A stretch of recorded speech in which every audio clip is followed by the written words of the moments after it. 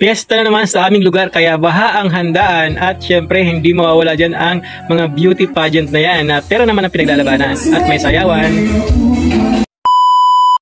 Ito nga pala ang aming munting bahay at meron din ditong kaunting halaman, ayan kakaunti at may kubo na kung saan ay masarap tambayan. At syempre dahil piyesta nga ito at abalang-abalang sila, naghahanda na sila ng mga lulutuin para merong panghanda sa araw ng kapiestahan. Ito, meron ng bigas na dala-dala si Arnold. Kala ko sa amin, yun pala sa aking kapatid. At ito, makikita nyo mga padi, napakalawak ng lugar dito. Lahat ng abot tanaw nyo ay sa amin. Sa amin! Joke lang po. Yun po ay inaalagaan namin yan. Bali, 24 hectare po lahat yan. At lahat po ng nakikita nyo dyan ay talagang halos sa amin yan dati na inaalagaan. So, balit sa ngayon ay pinagparty-party na yan at meron ngang napunta para kay tatay at na amin naman paghahati-hatian. At ito na nga, ito, malapit na ako sa aming pinakasentro ng barangay at napansin ko rito meron ng mga nagagandahang bahay dito.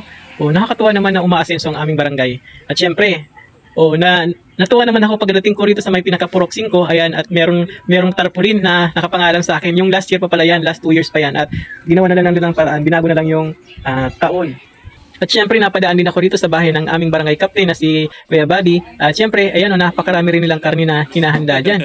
At syempre, ito naman ang aming barangay, Barangay Gabok. Gabok Barangay Hall, di ba? At syempre, ito naman ang aming covered court dyan.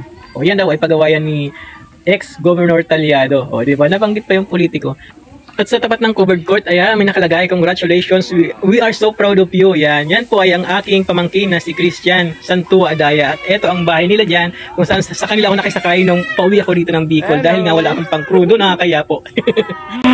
Hello! Hi, Santi! Ano ko balita dyan? Asa na yung marami natin tinapay? Nandiyan ba? Nandiyan pa yung tinapay. Wow! Yan ang pistang probinsya sa amin. Tama! Ay!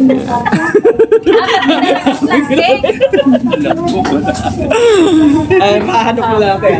Sige! Ay! Sige. Kasi kayo ni, si akin natin Manji. Si Joy! Ay ni, ni Malin. Ay, si Tia Bibi,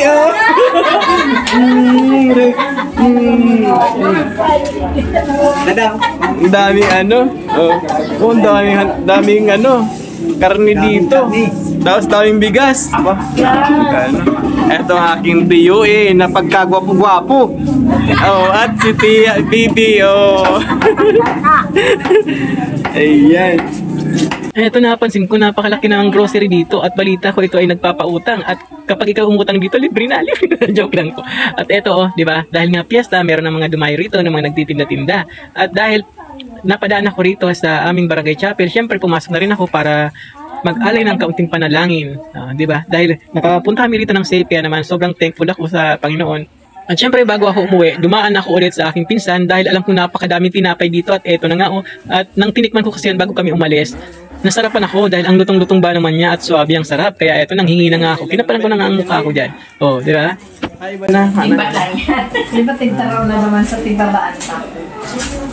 Okay. Dami. Lutong pati dami. Pagka-uwi ko nga ng bahay, nasaktuhan ko nagbabalot na nga sila ng macaroni salad at iiwanan kasi yan sa rep dahil wala kaming rep. At ito naman ay gumagawa rin sila ng atsara. Masarap daw yan pero hindi pa ako nakatikim yan. At uso rito ang magpapakain ka ng dinuguan sa besperas ng fiesta. So ito na nga at luto na nga siya. At napakaulan ba naman? May sayawan dyan pero tinamad na nga ako pumunta. Dahil tingnan mo naman, ang lakas ba naman ng ulan? Sino ba naman pupunta dyan? Kaya dito na ako nag-stay sa bahay at nakita ko ang tatay ko. Gumagawa lang naman siya ng tapa para sa paborito niyang apo. Paboritong apo. Yan, mga padi. Ang tatay ko ay mahilig yan gumawa ng tapa. Yung tapa na ginagawa niya ay para siyang tusino. Ewan ko anong tawag dyan. Basta yung karni ng baboy na more on taba yan. Pero sa ngayon, hindi siya more on taba. More on laman din siya. Ay ginagawa yung tapa. Nilalagyan lang ng asin, mga padi. At ituprito na lang yan. Kinabukasan nga, ayan, at meron ngang misa dyan at nag-attend ako. At pag uwi ko ng bahay, ayan, nakita ko nakalatag na yung handa. For godparents lang pala yan. Asa nang para sa akin? Ayan, at syempre, para yan sa lahat. Nilagyan lang ng para sa godparents kasi para silang unang kakain. Pero hindi na rin naman nasunod at lahat na nga dyan sila nagsikain na. Kung sinang maunang dumating, pinaghahanda na at kumakain na rin dyan. Kaya ayan, ito na nga po ang aming handa dyan. Ayan, ito ang kaldereta. At ito naman ang patatim na pagkasarap-sarap. At syempre may minudo rin, hindi nawawala talaga ang minudo. At ayan, may fried chicken din. Sabi nga ni Diwata, fried chicken. At ito naman ang kanin na pagkadami-dami. At ito naman ay igado. At meron pang hindi naluluto na gagawin daw sisig yan. At syempre ito na nga, kumakain na nga po ang mga bisita namin dyan. Sa ngayon ay kakaunti lang ang dumating, hindi katulad ng mga nagdaang piyesta. Talaga nung bata pa ako talagang dinudumog dito sa amin. Ewan ko ba naman kung kailan meron ng panghanda sa ngayon. Tsaka naman walang taong dumarating, kunti-kunti lang. Gasino pa, hindi katulad nun. Pagsapit nga ng gabi, ayan, at coronation nights na nga yan nila. At ito ang aking apo ko laro siya sa pamangkin. Ayan, pinaikot-ikot ko, sabi ko, ayan, gandahan mong ikot mo. At ito rin naman ang aking pamangkin dyan na si Arnold, siya ang partner sa kanyang girlfriend na si Ronalyn Simanes. Ang Miss Queen of May mga padi ay taon-taon siniselebrate dito sa aming lugar at yan ay pinaglalabanan ay pera. Naghahanap sila ng mag-sponsor sa kanila at kung sino pinakamaraming makuha pera, sila ang magiging Queen of May. At ito na nga, palabas na nga si Ronalyn dyan dahil tinatawag na sila at sisimula na kasi ang kanilang coronation.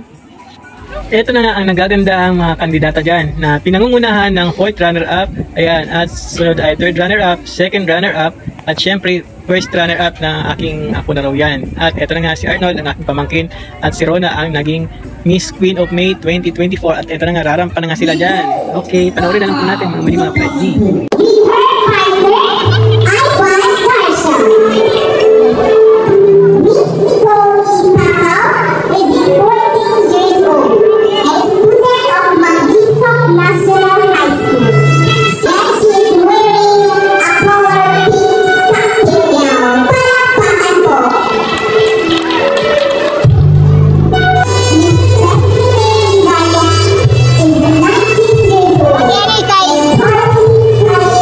Of